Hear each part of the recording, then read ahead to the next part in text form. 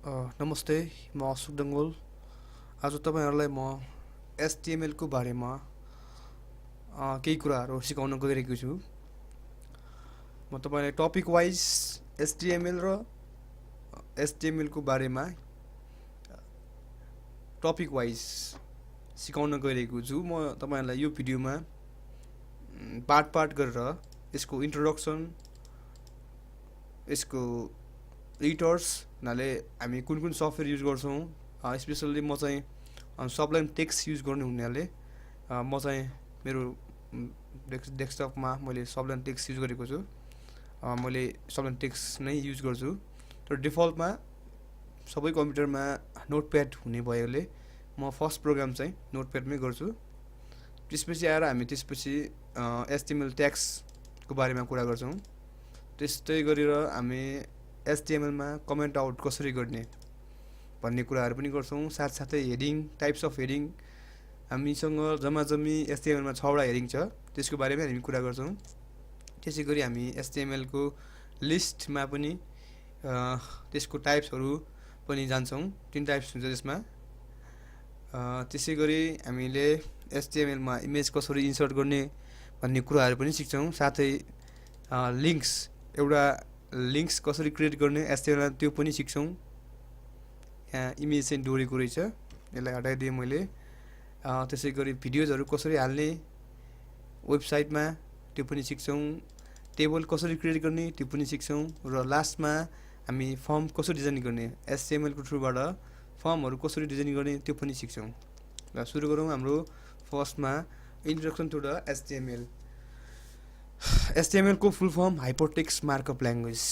हामी सबैलाई थाहा छ यो। न त यो यसको फुल फर्ममा हाइपरटेक्स्ट मार्कअप ल्याङ्ग्वेज लेखिँदा पनि it is not a language. यो चाहिँ प्रोग्रामिङ ल्याङ्ग्वेज होइन, जस्ट अ डकुमेन्ट हो, स्ट्यान्डर्ड डकुमेन्ट हो मार्कअप ल्याङ्ग्वेज। यो चाहिँ ल्याङ्ग्वेज, यसको फुल फर्ममा ल्याङ्ग्वेज हाइपरटेक्स्ट मार्कअप ल्याङ्ग्वेज हुँदै पनि यो not a language, it's just a document हो। यसको छोटो र सानो एक्जाम्पल गरौँ आज। त्यो गर्नुभन्दा अगाडि म एउटा डेस्कटपमा मैले फोल्डर बनाएँ, न्यू गरेर एउटा मैले फोल्डर बनाएँ, सुरु गरेँ आजबाट एचटिएमएल भनेर एउटा डेस्कटपमा फोल्डर बनाएँ। ल, फोल्डरलाई मैले यहाँनिर गरेँ।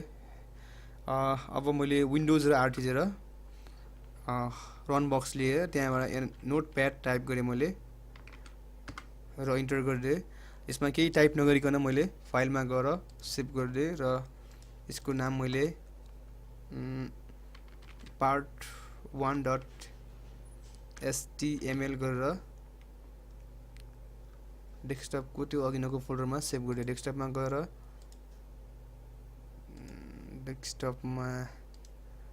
गएर HTML भन्नेमा गएर part1 भनेर सेभ गरिदियो। यो सेभ गर्ने बित्तिकै हाम्रो एक्सटेन्सन part1 मा आउँछ। यहाँ हामी अहिले यो क्रोमबाट अन हुन्छ, किनकि यो ब्राउजरमा डाइरेक्ट अन हुन्छ, किनकि हामीले .html हालेका छौँ। ट्राई गरेर हेर्न सकिन्छ। ओपन गरेँ मैले, अहिले खाली देखिरहेछ किनकि हामीले अहिले केही हालेकै छैन।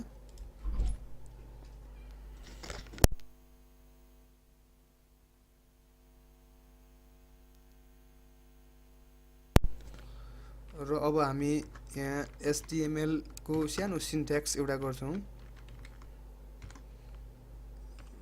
यहाँ हाम्रो दुईटा कुरा छ। एउटा चाहिँ एचटिएमएल, यसलाई ओपनिङ ट्याग भनिन्छ, र यसकै ट्यागकै तल मुनि हाम्रो क्लोजिङ ट्याग छ। हरेक ट्यागको हाम्रो ओपनिङ र क्लोजिङ ट्याग हुन्छ।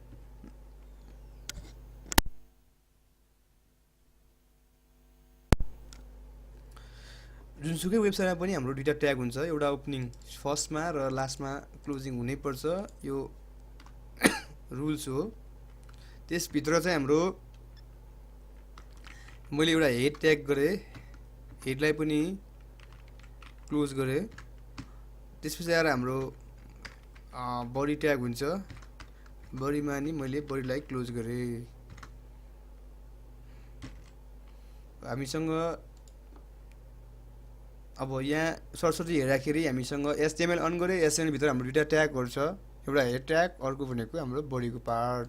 अब हाम्रो हेड भित्र चाहिँ के हुन्छ भने टिआइटिएल टाइटल छ हामीसँग र टाइटललाई मैले क्लोज गरिदिएँ। ठिक छ, यो भिडियो चाहिँ हाम्रो साइटको नाम चाहिँ के हो भनेर हाल्छु। हाम्रो आजको टाइटल छ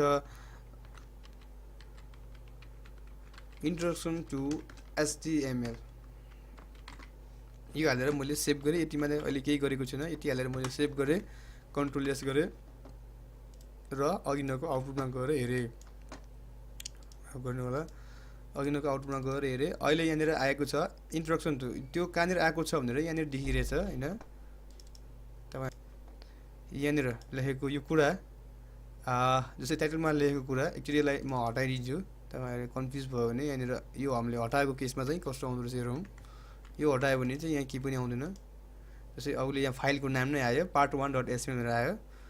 यदि हामीले यहाँ हालेको केसमा चाहिँ हाम्रो के हुन्छ, हाइटमा जे हालेको त्यही नै आउँछ, इन्ट्रोडक्सन टु एचटिएमएल भनेर आएको छ। साथै हामीले जे बडीमा जे लेख्यो त्यो चाहिँ हाम्रो यो व्हाइट पार्टमा चाहिँ देखिने हो।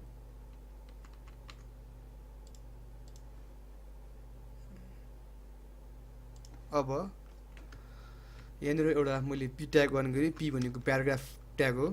This is my first HTML class भनेर मैले लेखेँ यहाँनिर। ल पी ट्यागलाई मैले क्लोज गरेँ र कन्ट्रोल एस गरेर सेभ गरिदिएँ। अब यो हेर्नुहोस्, this is my first HTML class भनेर चाहिँ बडीमा दिएको छ। आजलाई यति नै गरौँ, हामी अर्को भिडियोमा फेरि भेट्नेछौँ।